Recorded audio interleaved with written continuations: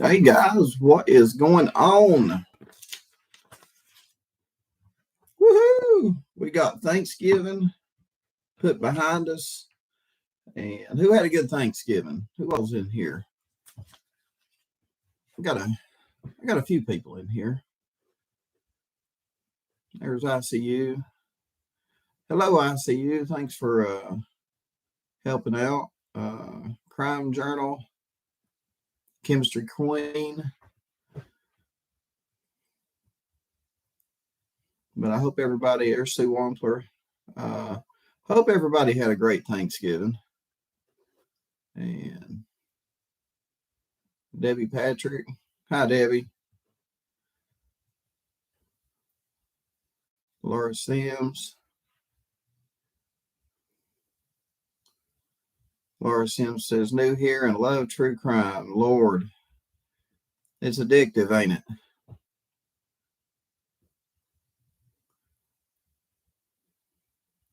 Yes, Suzanne Hale, Barb Shelton, Wild Child, Flutterby,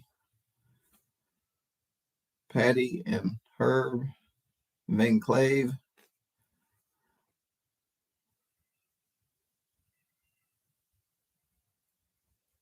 Yeah, I had a pretty good Thanksgiving, Ethel. Thank you.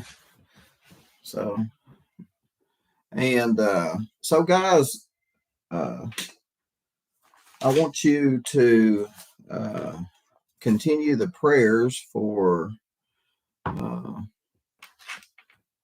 Michael Monkey Vaughn's family, Brandy Tyler and all of them. Keep prayers going for them. This will probably be another struggling week for them. I guess we're supposed to have a press conference later on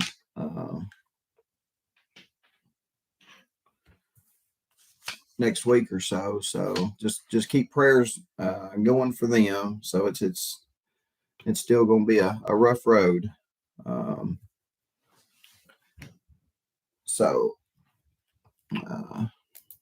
Oh, hi, Draw Latina. There's Sec 2 number 1. Barb Shelton. Let's see, Deb L. True Crime with Sunshine. Hey, guys. Now, I'm using the YouTube app today, so I won't be able to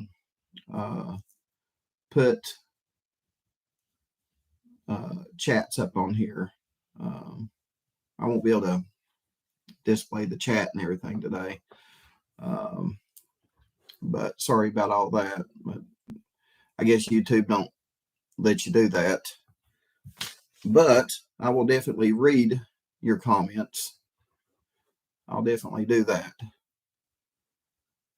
I got to figure out how to do. I need a StreamYard for Dummies book. That's what I need. StreamYard for Dummies. That's exactly the book that I need.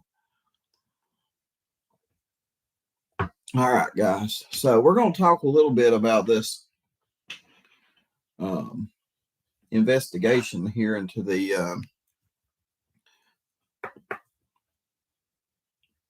Idaho murders. And everybody's been so focused on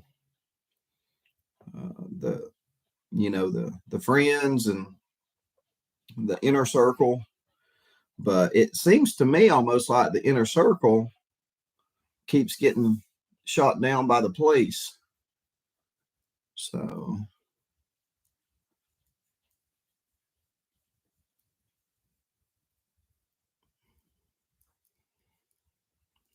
True Crime with Sunshine says, what do you need help with?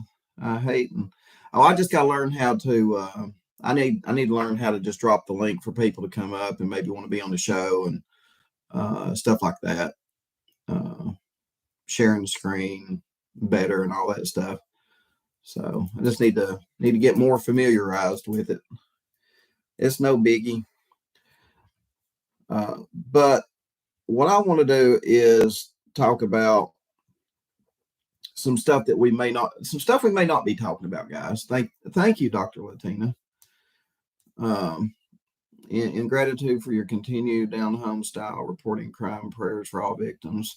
Speaking of that, Dr.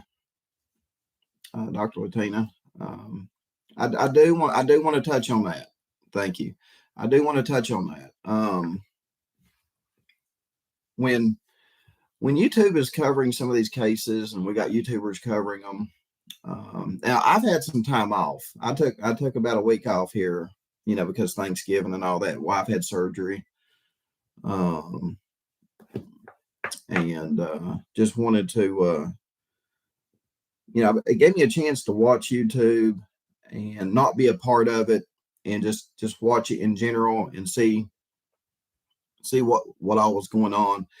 And there's some things that I'm disappointed with. I have to say there's some things going on that I'm disappointed with, but at the end of the day, it's not my channel. Some of these people that are out there, it's not my channel. But in a whole, as far as it affecting all of us other YouTubers that are in true crime, it kind of does affect us. Like if another YouTuber is looking into a case and they throw someone's name out there and stuff that they may have done in the past, and it's very, it's concerning, it's suspicious. And it just, if it doesn't directly correlate to it, it's putting that person out there in a negative light, when they may actually have nothing to do with the actual crime itself at all. But by getting on here and saying, could there be something to this, just because, they've got a record in the past? You can get on here and say, they ate at McDonald's 2 weeks ago, and Ronald McDonald has criminal charges against him. And it's just very suspicious, guys, that they ate at McDonald's. And come to find out, Ronald McDonald has some serious charges brought against him. We already look bad enough to a lot of officials out there with all the shenanigans and stuff going on in some of the cases. We already look bad enough, and I know that whenever I call, when I call, like some of the sheriff's department and certain officials, I'm almost embarrassed to tell them I'm a YouTuber. I'm almost embarrassed to tell them that I have a YouTube channel. Sometimes I don't, and that's how bad it's kind of gotten, guys. So, it's kind of like, let's say, for instance, on News Nation, let's say if Brian Enton decided he's going to, resign from News Nation and start his own YouTube channel, investigative news channel. And let's say Brian Enton starts making phone calls to Sheriff's Department, FBI, TBI, on a certain case. And as soon as Brian Enton's well respected, guys. He's well respected, got the credentials and all that. As soon as Brian Enton says that he's got he's an investigative YouTuber or an investigative YouTube channel, I get this. They're like, oh God, it's another YouTuber. We already look bad enough, guys. It's like we have no credibility at all because of the shenanigans that have gone on with other cases. And I get that. I'm afraid to tell people like police department, TBI, FBI. I'm afraid to tell these people I'm a YouTuber. Just because I'm afraid they're just going to be like, oh, good God, what's he want? You know, it's like nobody takes us seriously. And that's what I want to change in the true crime genre. I mean, that's what I want to change. So, and the other thing I want to hit on is, I guess the police put out a statement, and I don't know if they're talking about us YouTubers or what, but police put out a statement saying they still have no suspect. A suspect has still not been identified in the Idaho murders. And only vetted information will be released to the public.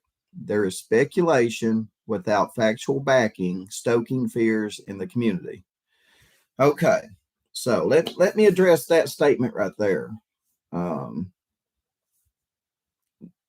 Yes, there are speculations without factual backing that is probably stoking fears in the community.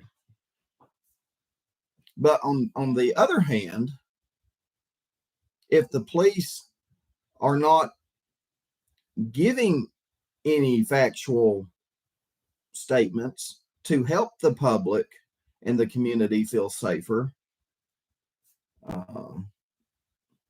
what are they supposed to do? I mean, literally, they get up there and they say, you know, they take 10 minutes to thank everybody under the, they you know, I want to thank the FBI, the state police. I mean, they spend 10 minutes saying, I want to thank this person, thank that person. It's almost like a 10-minute shout out to all these officials. And then that, first of all, that gets on my nerves.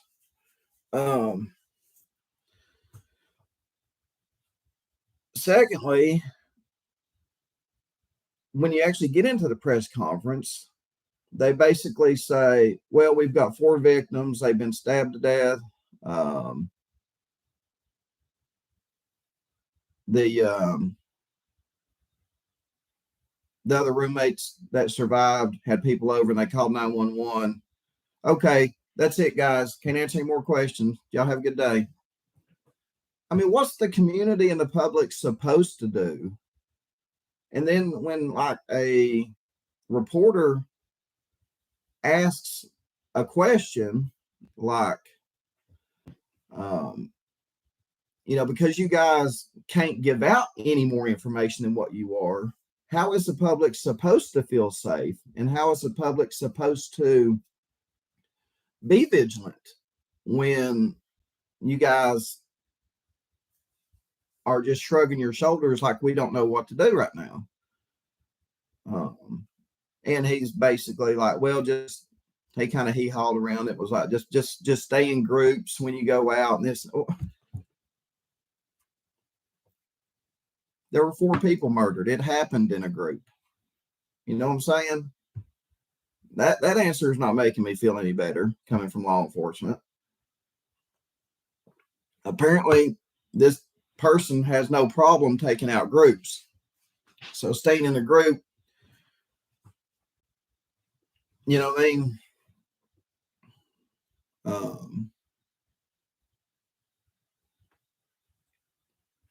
So if the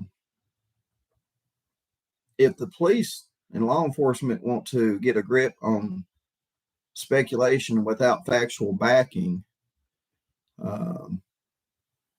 then they need to quit doing press conferences and basically doing a 10-minute shout out to people that we know is already investigating the case, and then doing the rest of it is just, you know, useless information that we've already heard.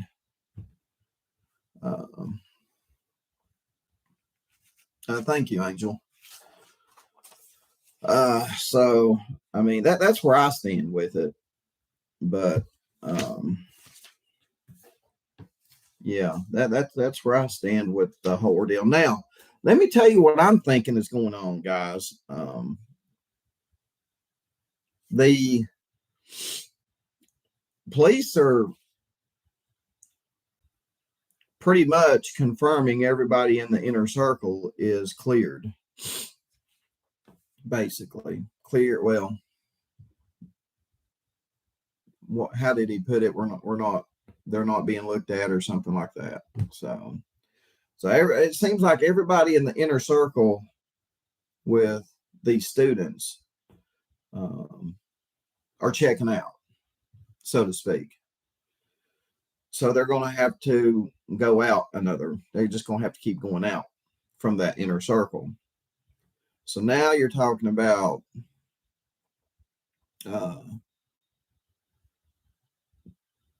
first, we were like, could it be the roommates? And then it's like, could it have been some of the people that were there with the roommates when they called 911?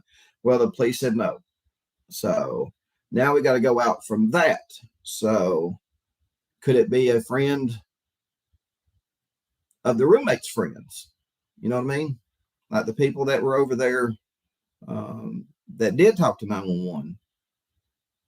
Could it have been some of their acquaintances, some of their friends? You just have to keep going out. I do feel like just because it happened at that moment in time and at that house, that whoever done this does know them some way. What do y'all think? I mean, I feel like obviously that, where they do know them in some form or fashion. I don't think it's just, a random, someone just got the itch and said, I'm just going to pick that house right there. Let's go in and see who all's in it and do them in. I don't think that's the case here. Now, here's one thing that nobody's really been talking about. And I do know that house is owned by an agency, or it's managed by an agency. So that agency may have contractors in and out of that house. You follow me? I mean, if they did go through the door instead of sliding glass doors, we don't even know how they went in. I don't even think the police know how they went in. But there's been plenty of news articles, and that's where I got that thumbnail from. And you can see it's a large fixed blade knife. It's not a Rambo knife, but it's a large fixed blade knife on my thumbnail. That was a contractor that apparently, killed some people because they didn't like his work he was doing. Large fixed blade knife. Nobody's been talking about that. At least I don't think they have. There's plenty of news articles where, the handyman or, slash contractor has killed people over whatever. I mean, it could be a handyman or contractor. They would have the code to the thing more likely. I don't think anybody's really talked about that.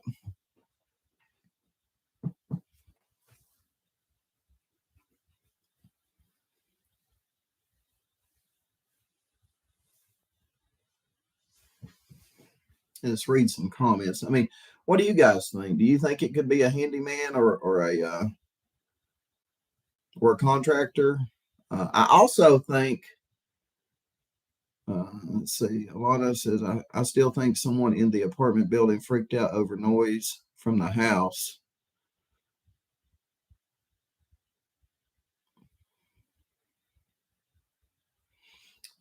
Nene says a handyman murdered a lady I used to clean for. See, there you go. I mean, and the more police come to a dead end on these inner circles with the students, the more I wonder, could it be a handyman slash contractor? Could it be just someone in the neighborhood? Um, maybe someone new in the neighborhood, which would be bad. I mean, we all know, especially here lately in the news, that sometimes the suspects are closer than you think. You know what I mean?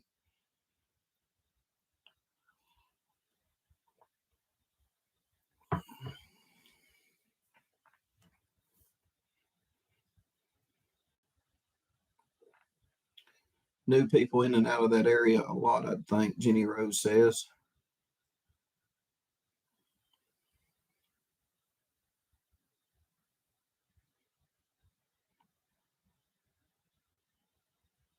And now here's the other thing I want to talk about is um, it's still like where'd that go? Here it is. The police talking about speculation without factual backing. Well, it didn't help. First of all, it didn't help to come out and say that the roommates discovered them and the phone that belonged to a roommate was used to call 911, but the roommate themselves wasn't the one who called 911. And they had all these people over before they called 911. Well, that didn't help the speculation situation to begin with. You know what I mean? That didn't help at all. And then when reporters, they're like, and everybody was just like, okay, that just seems kind of weird. I mean, what did they want us to think? You know what I mean? When they made that statement. They, of course, we're going to speculate when you say something that vague. So that's another thing. But that apparently that's been shot down by police and the people but why is that phone call, if those people had been cleared or not cleared? Well, I don't know. They're the wording in these press conferences is freaking killing me, because they won't use the word cleared, but they will say that they're not looking into them or something like that. Anybody else getting kind of agitated with the wording on these press conferences?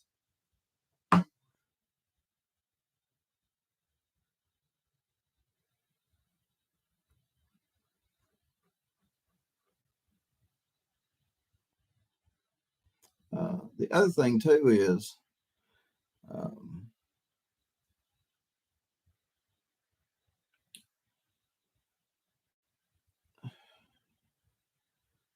the doors. I heard some people saying something about, well, maybe the roommates, because everybody's talking about all the blood and stuff probably in the house and all this and that.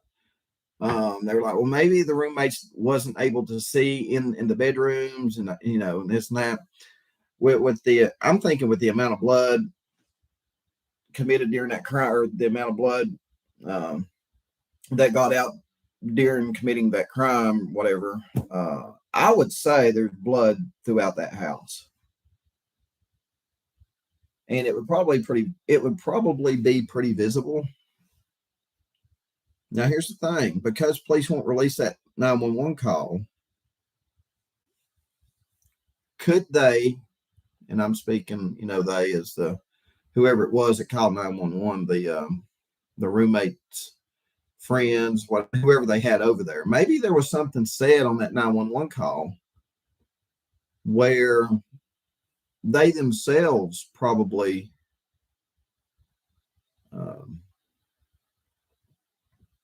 noticed some evidence that was left behind, and they don't want that getting out to the perpetrator, that they know that. Because it seems to me like the police know that the suspect or the person that committed this crime it seems to me like they know the person is watching the news and watching all this and seeing how far the police are getting on the investigation, just like probably was going on with the Delphi case. I mean, Richard Allen was probably watching the news every day, and if the police put out more information than they really had, he would know how to act to that accordingly, wouldn't he?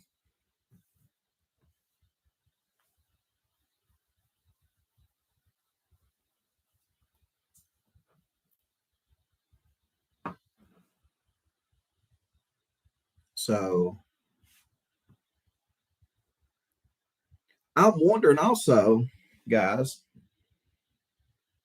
I'm also wondering, because they say it's a large fixed blade knife, did they find the knife? Was the knife left behind?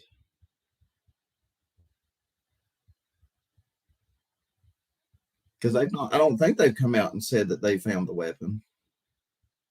They don't have to tell us that they found the weapon. You see where I'm going? It sounds to me like the police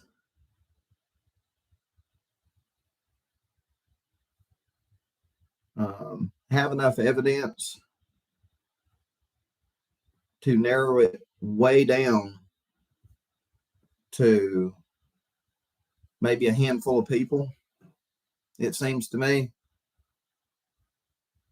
But until the analysis and everything comes back from the FBI or whatever, I don't think that they can arrest anybody yet. That's what I think.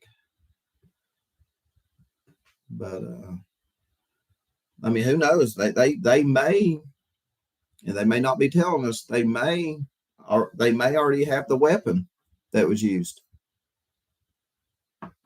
It may have got left behind. They may have found it in the dumpster or something. And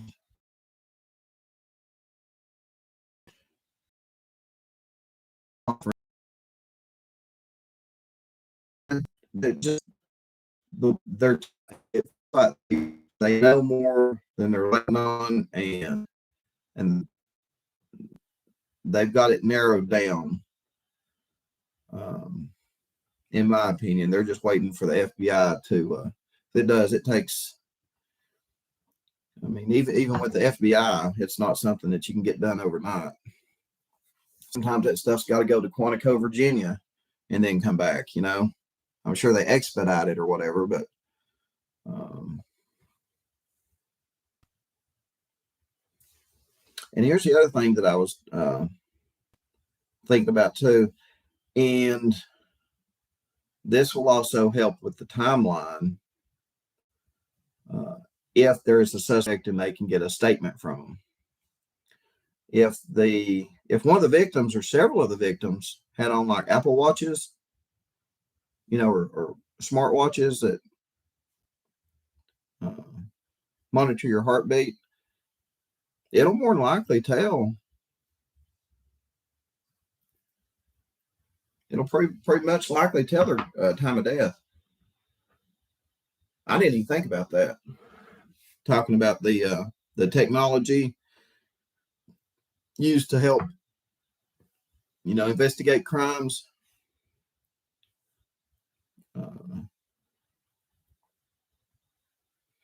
And German Shepherd Mom says, I'm sure they have some of his DNA from somewhere.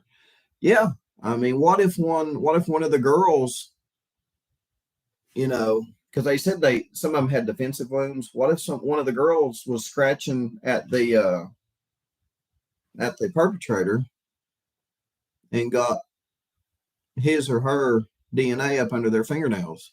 You know what I mean?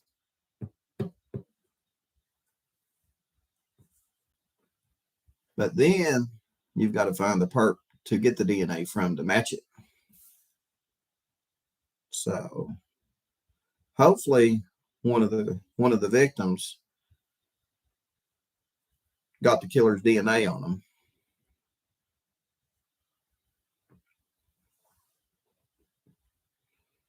But yeah, I was thinking about the technology used in helping to solve some of the answers in these crimes. And I thought, well, if one of the victims had on like an Apple Watch or any kind of smartwatch, it would probably tell when that last heartbeat happened.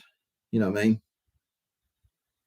It would probably show what time the attack probably happened, because you'll see the heart rate skyrocket. You know what I mean?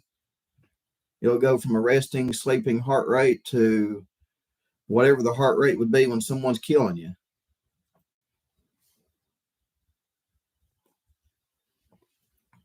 And then to nothing. It would tell pretty much how long it took to probably do that person in.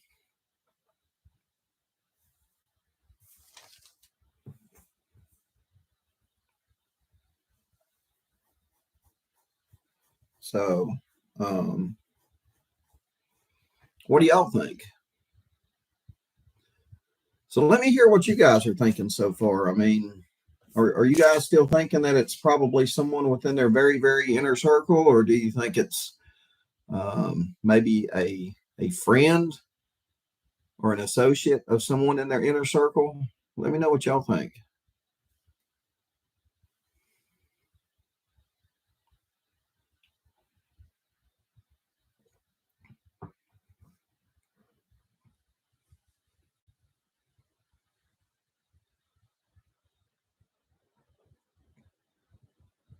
A lot of people are saying that still think it's someone in their inner circle, someone they know. Dark Force Justice says, I think it's Kaylee's ex.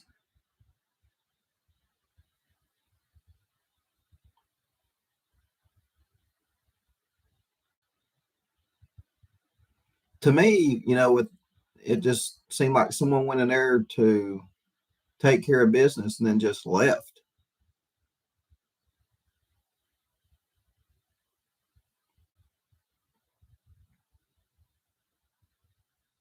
I mean, it could be anybody from, could it have been someone, and you may have to go back a ways too. I mean, what if they were having a party and someone got told to leave? You know what I mean? Maybe they were told, you need to get the hell out. You're being, could it have been that? Could it have been a maintenance guy that came over to do some work that maybe they were complaining about something going on in the house? Hot water heater not working right, a leaky faucet, the heating and air not working right, and maybe they voiced their opinion to the contractor about it, and they got into a little tiff about that, and maybe the handyman done it.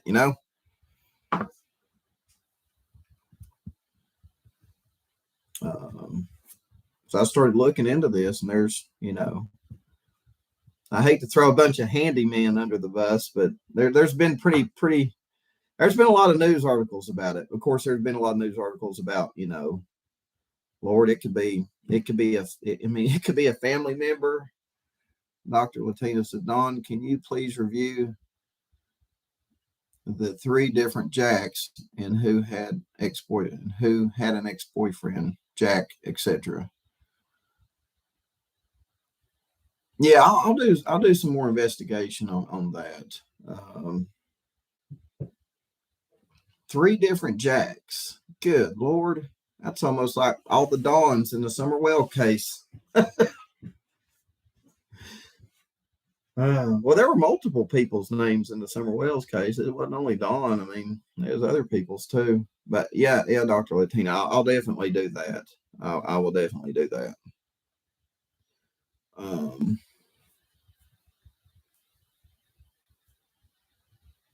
but it's definitely got to be someone.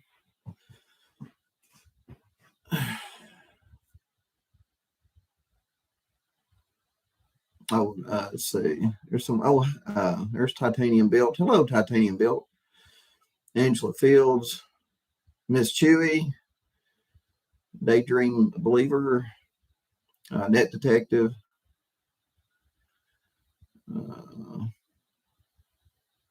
Hash Brown. But yeah, guys. I mean, it could be anybody right now, and because the police, and they're doing these press conferences, and they sure ain't helping the community out with these press conferences. I mean, if anything, it's leaving the community and the the college people, just everybody there. It's just leaving everybody with more questions than answers, in my opinion. What do y'all think? And before that last press conference, I think I made a video and I told everybody watching. I said, when you watch this press conference, see if you can take anything away from it new that you didn't already know. Because if you did, then that's a great press conference. If you didn't, then it was just a waste of time. That's what I try to do. Mr. Chewy says, you're awesome. Don B, keep up the good work. We are enjoying your lives.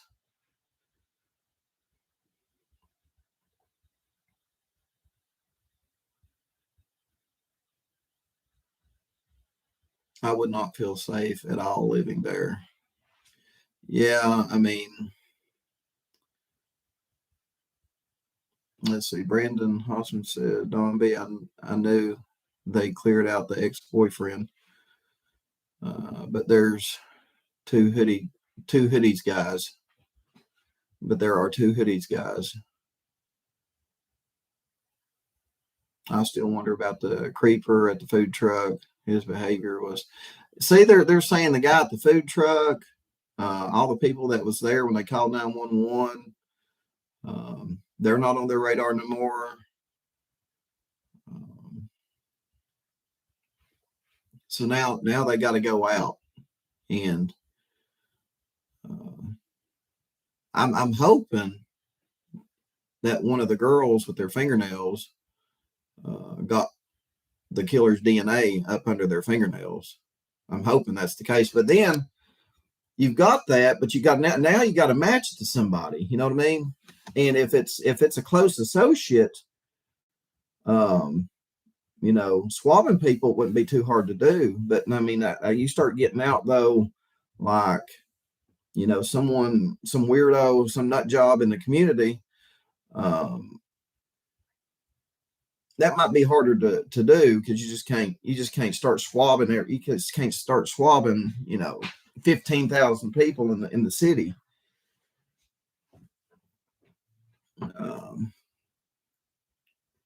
But I have a feeling if one of the girls with their fingernails got the killer's DNA up under their fingernails,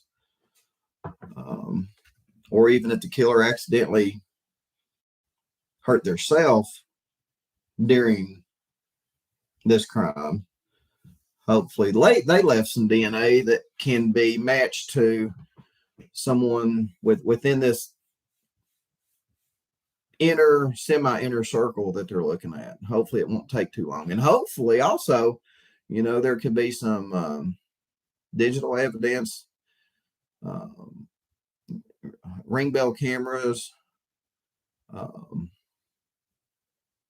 I got to looking on Google Maps, and just within that little neighborhood there, I don't know. I didn't see any cameras, but I couldn't look. I couldn't zoom in enough to see if anybody had like any doorbell cameras. But I didn't see any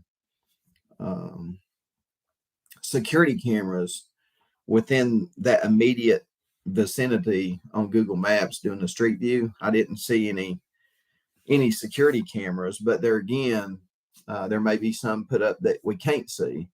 So hopefully law enforcement may have gotten some of that and they're just not saying. Video camera on the houses behind where the sliding glass door is.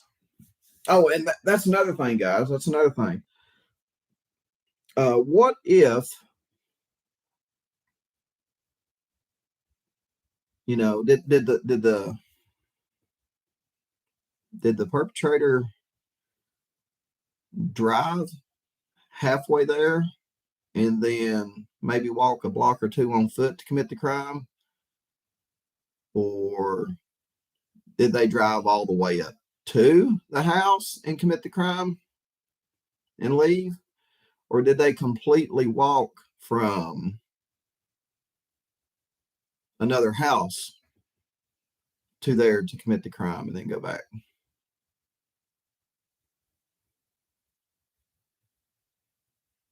You know, wonder if they used any canines up there. Of course, it was probably there was probably so many cops and everybody up there at that point that canines probably wouldn't be able to do any good.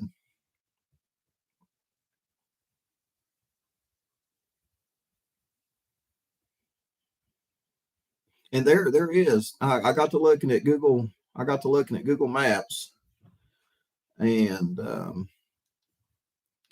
let me show you something that I found very interesting. I'll show it to you on my phone here. By the way, guys, I'm going to do the StreamYard for Dummies, and that way I can start sharing my screen. It'd be much easier to do this with. But I want to show you something, and people's probably already noticed this.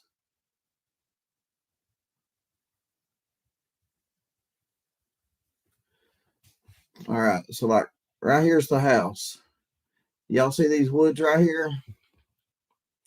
There's woods directly behind the house that goes back to this road back here. I think it's Queen Road.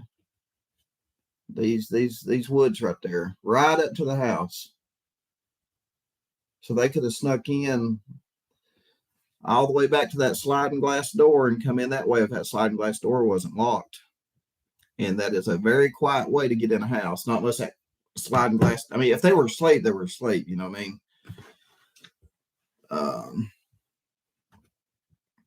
And I don't know how squeaky the front door was, but if you know, and that's another thing, guys. On those codes, does anybody know if those codes, those key codes to the door, do they record what time those key codes are put in? I just now thought about that, guys. Because I know up here in the Smoky Mountains, a lot of cabin companies use those. Do they record the time that each key code is put in?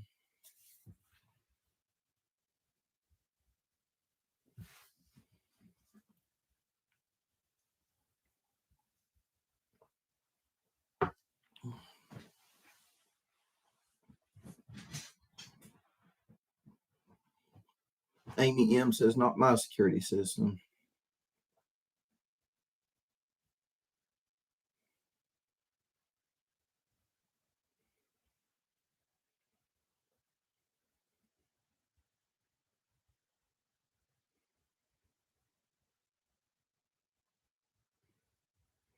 Let's see. Nisi Marie says, the private driver I have suspicious. Make sure the girls got home. My opinion, maybe the girls promised something, didn't provide. Angry at him. Payback. My opinion, the food court is my focus. Dark Horse says Kaylee X. I'm gonna have to check into these X's.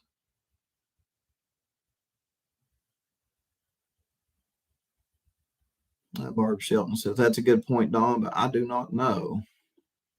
Yeah, it is a good question. I don't know if them. So Judith Arrington says no, key code doesn't record the time. I wouldn't think it would. I wouldn't think it would do that, but with this day and age, I mean, I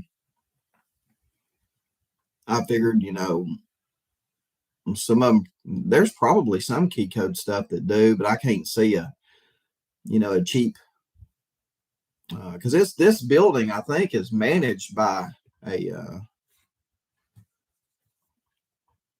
an actual management firm or a management company. So let's see here.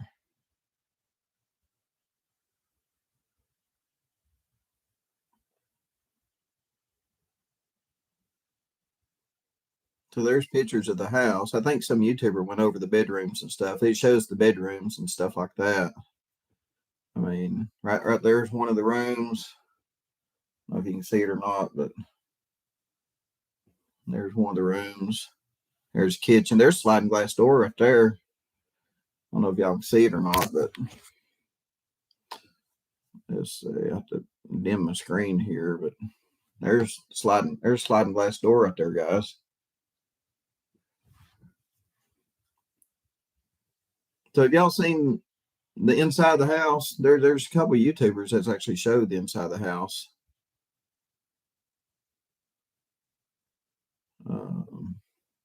And again, that would have to be a lot of blood to penetrate and leak to the outside of the house, guys.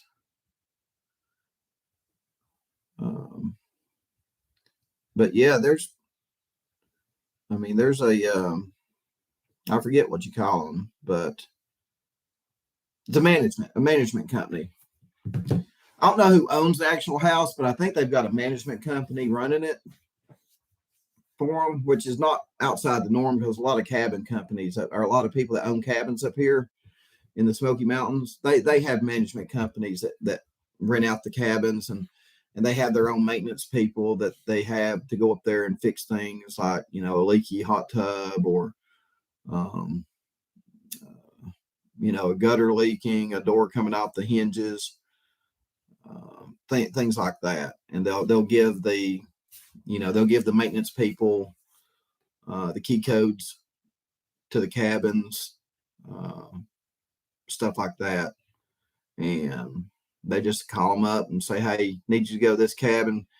They got a sink leaking, the garbage disposal's not working. Can you fix it? Yada, yada, change out the light bulbs, and they'll just go in, put the key code in and do it, and away they go. But hey, man, maybe there was a thing where, everybody at the house was kind of pissed off that something wasn't getting taken care of. And, maybe the guy showed up and they had words, because it took so long or whatever. Maybe someone at the club. So there's the thing, guys. There's another question for you. If it's someone from the club or someone from the sorority party at the sorority house, are y'all thinking that? Tell me about that. Do y'all think it could be someone from the sorority party or the club? A lot of people are still homing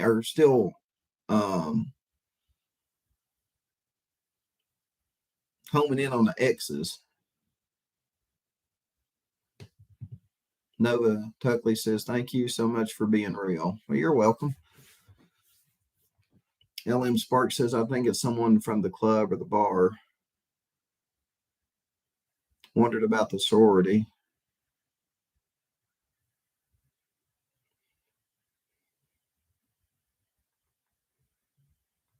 Kaylee's Range Rover was bought used.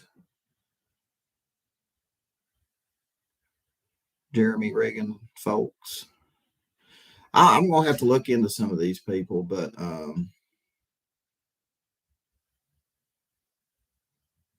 the kill was personal. I mean, I'm thinking it was too. I mean, whoever went in there definitely. I see the stalker. I mean, police. I don't know if they 100% ruled out the stalker yet, but they said they still can't find any evidence of a stalker.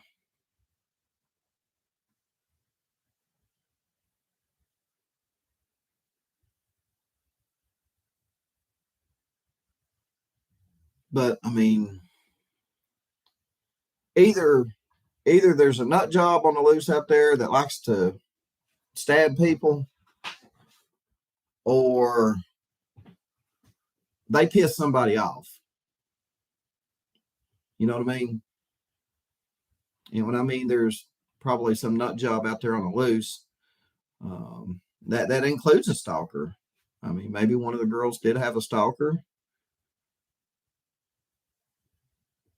but and again, I've been saying this from day one. I mean, the hardest part of the investigation and the job is proving that someone committed the crime. I mean, heck, for all we know, the police may already know who done it and may have eyes on them, may have 24-hour surveillance on them. But what can they do until they prove? You know what I mean? I'm sure probably with this much attention and everything, they probably would have already arrested them for something, maybe suspicion of murder. But yeah, the hardest part of the job sometimes is proving the suspect done the crime.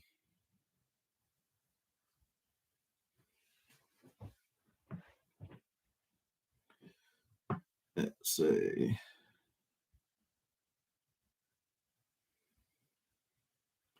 Watch Jeremy Reagan interviews, red flags. Okay, yeah.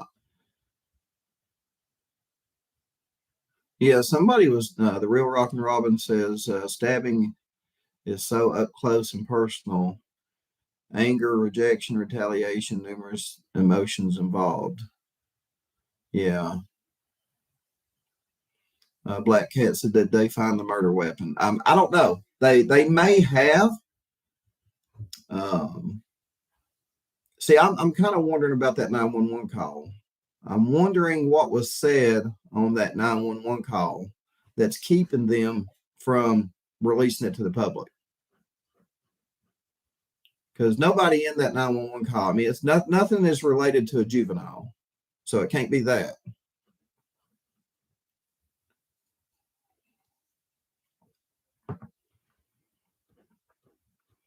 So someone must have said something on that 911 call to keep them from releasing it to the public.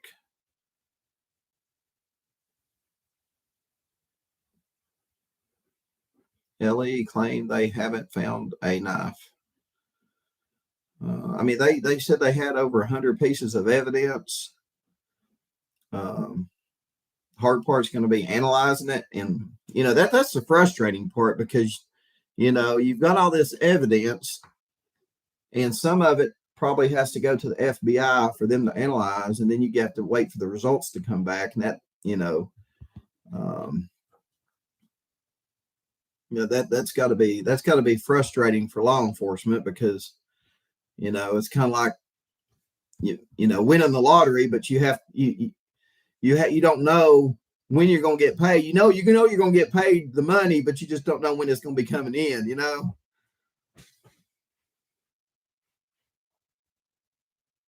Brandon Hussman says, Don B, I don't think that the person used the code door.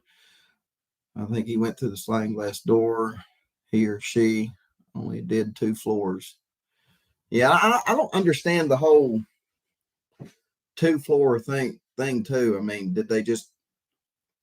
I mean, at that point, were they tired from doing all that, and it's like, I got to get the hell out of here? Or did maybe they know there was 3 floors, and because there's still a lot that we don't know. There's still a lot that we don't know that the police ain't saying. I mean, maybe the suspect got tired by the time he killed all 4 victims, but maybe between getting tired and it taking so long, because I'm sure he didn't want to spend 2 hours there killing people.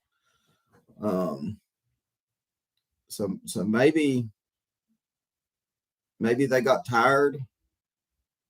A combination of getting tired, because it probably took a lot of energy to do that to 4 people, and then also the time. You don't want to spend 2 hours there committing the murder. You know what I mean? You go in, you do it, and you get the hell out. I don't know if a robbery's been. I don't think anybody's. Well, I mean, they didn't take nothing as far as I know.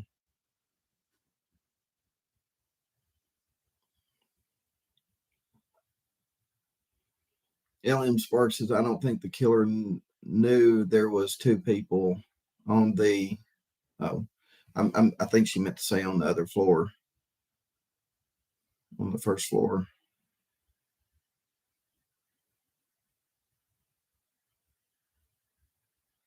So, yeah, guys. But yeah, I just wanted to come on here and say, that this coming up on an hour, I'm gonna wrap it up here. So I just wanted to come on here and say, hey, let's not get tunnel vision and focus solely on like the inner circle. Let's there could be other people that committed this crime. Again, like a handyman / contractor, the plumber, could be an electrician, could have been a delivery driver, could have been just some crazy nut in the neighborhood. Again, like I said, in another case, look, in Monkey's case, look how close they lived. You know what I mean? What, 2 blocks away, something like that. And again, guys, speaking of Monkey, like I said, keep praying for Brandy, Tyler, and all their family, because this is going to be another rough 2 or 3 weeks for them, or especially the week coming up. I know they're supposed to have a press conference, and that's not going to be, that's not going to be. It's just something. It's just more stress that they don't need right now. Hopefully, we all get some answers. Randy and Tyler get some answers. The family gets some answers. But at the same time, with those answers comes the stuff you don't want to hear, So just keep praying for those guys. Pray for the community. Moscow, pray for the police, all the investigators. I know we get frustrated with them. And, with them not giving us all the evidence or answers and all that we want, but at the same time, like they say,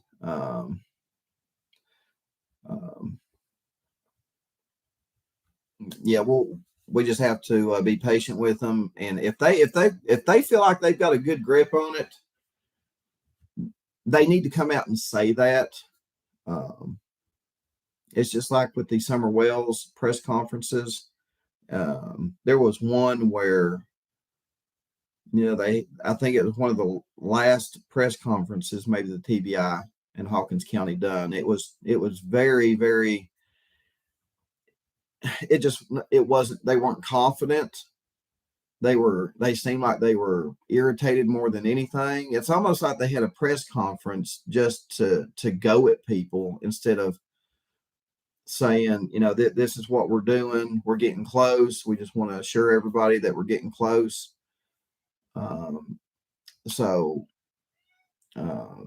If I could say anything, if the police are watching this or anybody like that, I mean, if you're going to be doing these press conferences, number one, try to be confident.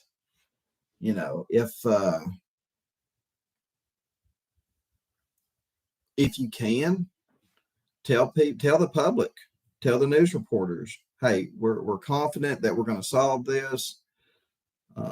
We're getting closer to solving the case. You don't have to say anything specific. You can say we feel like we're getting closer to solving this. So just bear with us. I don't know what that would hurt, but it would definitely reassure the public that you're headed in the right path and you've got a good grip on the investigation. And it would ease a lot of people's minds, I think, if they would come out and say certain things like that. That's what I think. So I've got some research here that I've got to do on some Jakes. So I'll do that. And reach out to some people that I know and, see what I can find out. But again, hopefully one of the girls got the killer's DNA up under their fingernails. And if they did, and the killer left some DNA behind, now comes the hard part of matching it with somebody. So if we can get that match, then we'll be cooking with oil. You know what I mean, guys? Then we'll be cooking with oil. So hope you like the show. I got some research to do here. I'll definitely look into these people and see what I come up with, and be back on here with a video on that. Be listening to some press conferences. I'm sure they'll probably have more press conferences this week. So we'll have to pay attention to that. And I mean, we all may be like, when this is over, we all may be like, I knew it, and we all may be like, really? I would have never thought in a million years. And that's just the way these things goes, guys. I mean, you just never know. I mean, we may be like, I knew it, and then it may just blow your mind as to who it could be. So again, pray for the community of Moscow and all them, and hopefully things get solved. So I'll be back on here after doing some research. I'll be hopefully I'll be doing a live tomorrow. Hopefully I'll be on here at 12 tomorrow. I'm gonna try to get on here at 12 tomorrow.